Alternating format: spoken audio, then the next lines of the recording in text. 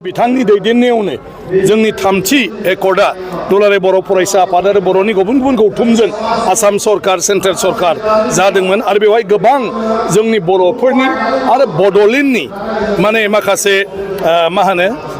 बेवहाय माने खोथा होनाय दं बे एकर्डआव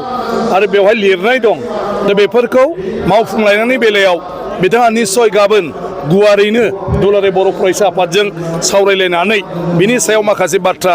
बुंलांनो हागोन माखासे सुबुरुनबो होलांनो हागोन आरो बिनि उनाव जुदि मोजाङै बिथांजों सोमोन्दो लाखिनानै थांबाय थायोबा जोंनि एकर्डनि मोनफ्रोमबो क्लजआनो इमप्लिमेन्ट जागोन होननानै आं सानो जेफ्रा सेन्ट्रेल गभर्नमेन्टजों सोमोन्दो थानाय गतिके गाबोननि मानाव गेदेर नखर मन्थ्रिनि जिथु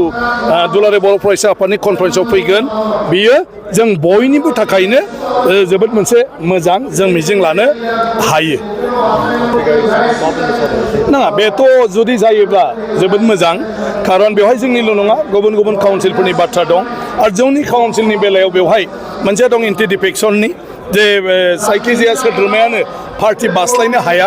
अब्ला जायफ्रा सरकार दागोन बिसोरो एसे स्थायि जागोन जे गेजेरावनो माने सोरबा बेखौ फैसा होनानै थाखा होनानै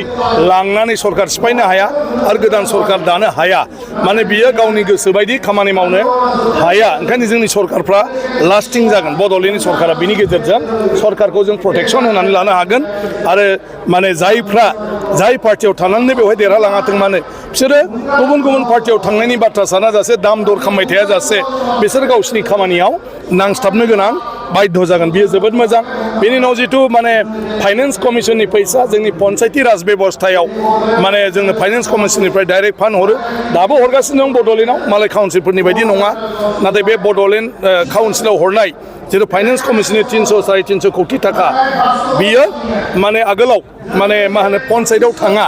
माने BCDCआव थाङामोन बे जुदि जायोब्ला गासै BCDCआवनो सुबुं सानखोनि गेजेरजों बे राङा गासैबो ब्लकआवनो सहैजोबगोन आरो गासैबो ब्लकआवनो सहैजोबनाय लोगो लोगो बड'लेण्डआव रायजो जानाय मोनफ्रोमबो जायगानि मानसिफ्रानो फाइनेन्स कमिसननि फैसाखौ मोननो हागोन जेराव बे फाइनेन्स कमिसननि फैसाखौ